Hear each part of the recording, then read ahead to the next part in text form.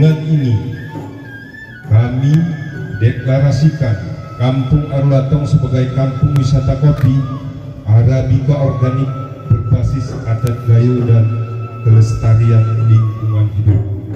Arulatong 26 Desember 2020.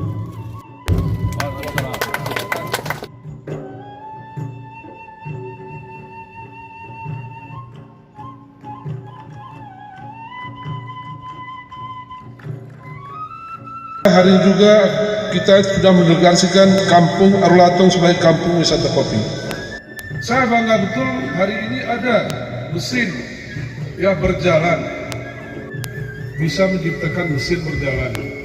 Ini luar biasa pelayanan terhadap masyarakat, terutama untuk Arulatong saja.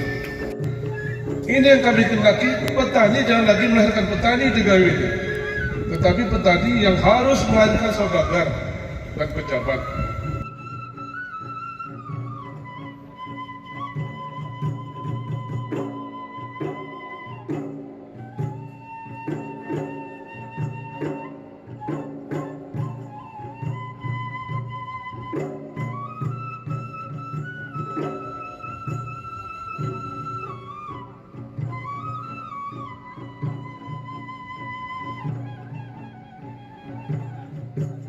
Satu, dua, tiga.